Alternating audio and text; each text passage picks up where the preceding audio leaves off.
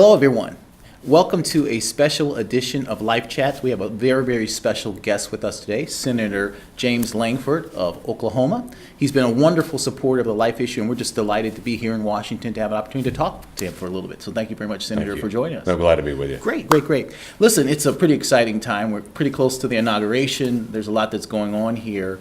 And we know that you've been a person who's talked a lot about the life issue. And President-elect Trump also has talked a bit about that and talked about some things that he wants to accomplish or hopes to accomplish, focused on a number of different areas. And we just wanted to get your thoughts in terms of, your view of how successful we can be in terms of getting some of the important issues moved through during the time that President Trump is president. So. Yeah, there are three big buckets, basically, that I try to look at and say on the life issue. It's the who gets to move it and what item does this go into. Mm-hmm. And so the buckets that I look at are first judicial nominations, because as we know, Roe v. Wade was never a piece of legislation. Right. It was a judicial action.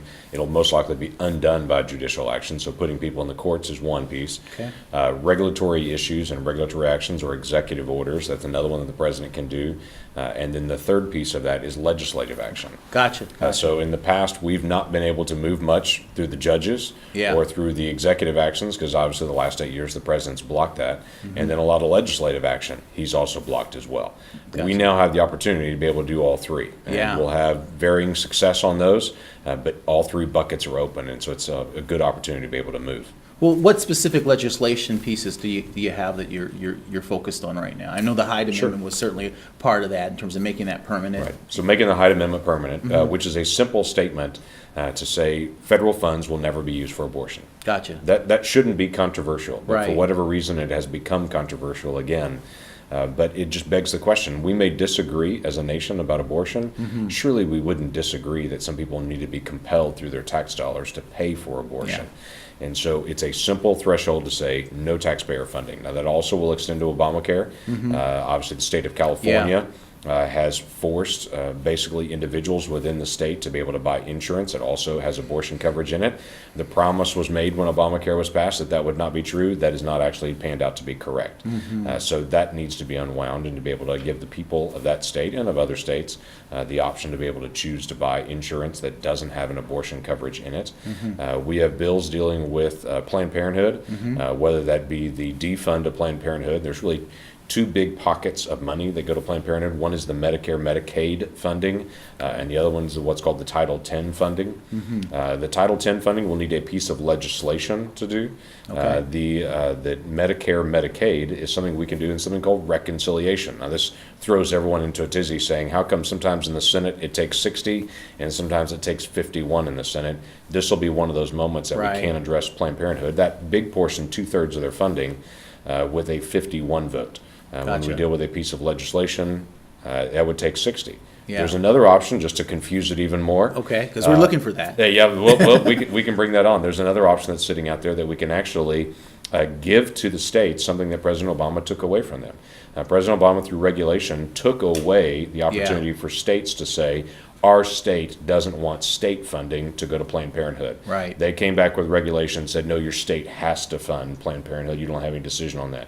We believe with a 51 vote, we can overturn that and give states the right again to be able to say, if your state chooses to not have Planned Parenthood funding, you don't have to have it. Now, we also have what's called the Born Alive Infant Protection Act. We've got multiple others that are sitting out there that are life issues. But it'll be a very busy legislative session dealing with life. Well, there's a lot to be done. It's just pretty remarkable that, that you would have, a mandate forcing states to fund a nonprofit. Correct. It's just a pretty remarkable thing. Frankly, I can't even think about other situations where that even exists. I can't either, and the frustration that I have is twofold. One is that the administration would be so wed to them to say, no, we're going to make every state have to pay for Planned Parenthood because of what they've done for us politically. Mm-hmm. The second part of it is I look at it and I say, there's so many people that are focused on Planned Parenthood as the one key issue on life. Yeah. And Planned Parenthood does 300,000 abortions of the 1 million abortions in the country. They're the largest provider of abortion. But even if Planned Parenthood funding goes away, we still have a life issue here in America. Yeah. We will still have a million abortions happening in the country. So I encourage all of my friends that are passionate about life to say, don't get consumed with just Planned Parenthood. the eye on the ball is still the child. Yeah. We need to focus in on that child and say, what can we do to protect their life, not just that single provider. Yeah, no, and I think that's Yeah. that's absolutely true. When I started with CareNet, one of the first talks that I gave was really this notion of, are we prepared to win? And really a lot of that perspective came from, the legislative work that Texas had done to basically to put some additional mandates and restrictions around abortion providers to improve the quality of what they were doing in terms of the facilities and all kinds of things of that nature. And we started hearing from our pregnancy centers that they were getting more and more clients. And it just struck me. I said, "My gosh, are we really prepared to win?" I mean, the reality is that as you do what we should be doing, which is really restricting abortion, eliminating abortion, those types of things. The reality is it won't overturn out of wedlock pregnancy. It won't overturn unplanned pregnancy. And so a lot of the focus, really, in terms of the advocacy side, which is important, really points to the care side, which is where CareNet is, and we'll need the care side even more. So I was really pleased to hear you say that. I know some folks on my staff had heard you at another event say the same kind of thing, that it's not just about saving a baby, it's also about raising a child. That's correct. Yeah. Now, can you talk a little bit in terms of, from my perspective, there's this sort of continuum. So, the child is born, and then there's things that happen after that. And I think one of the criticisms, unfair I would say, but that we get sometimes as a focus on the life issue, is that you just care about the child in the womb, but you don't care about the child after the womb. Talk to me a little bit about that in terms of your perspective on that. Oh, I think it's a false claim, but I do hear that all the time. They'll say, well, we as liberals will promote issues on schools and improving schools and engaging in Head Start and all these things because we care about children. So, well, we do too. Yeah. That is a false assumption to say we don't care about child out of the womb. We have churches and individuals and communities that are very engaged in both early childhood education and helping parents make better decisions. Every single entity that's out there that's done every piece of research on what actually benefits a child is a mom and a dad that's engaged with a child. Yeah. So the more that churches and other community organizations engage in trying to help mentor young families, which is one of the prime issues that we face as a country, the more that we strengthen our country. And I have a lot of people that have said to me in the last couple of months, the election's over, what can I do to help the nation? Yeah. I said, here's what you can do.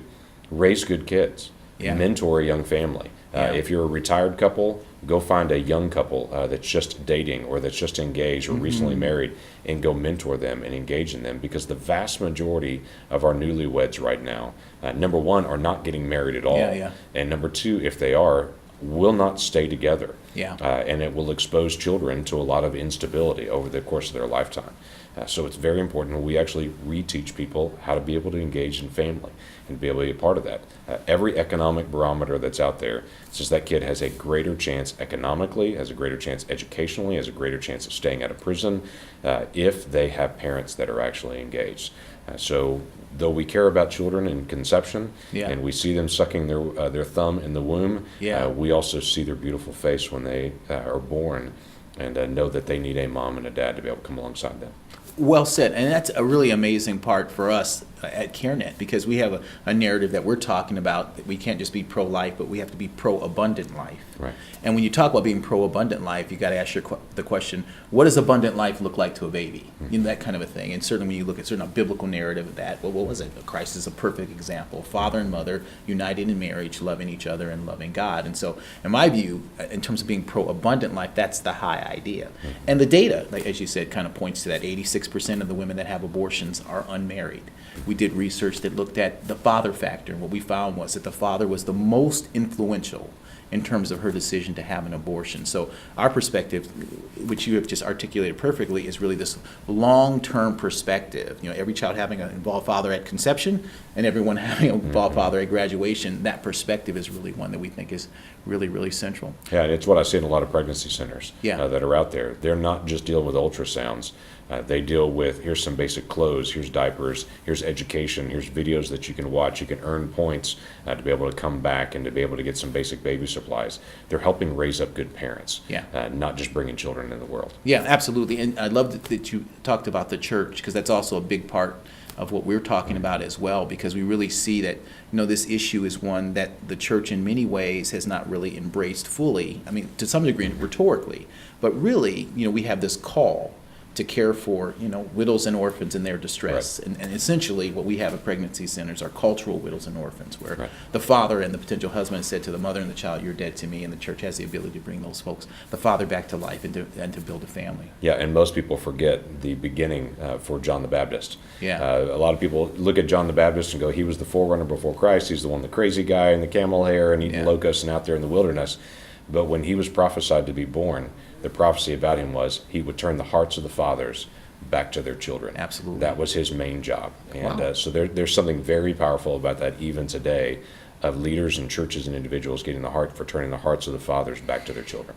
Great, absolutely. Well, listen, as we close up, I just want to say we want to be praying for you at CareNet. So if you could tell us a little bit, how can we pray for you and your family? That's number one. And for our viewers and listeners out there, in terms of marching orders, the kinds of things that you'd like to see us do, let's say over the next 100 days, as President-elect Trump transitions to being President Trump, Sure. What advice would you give there? So thanks for praying for us, obviously.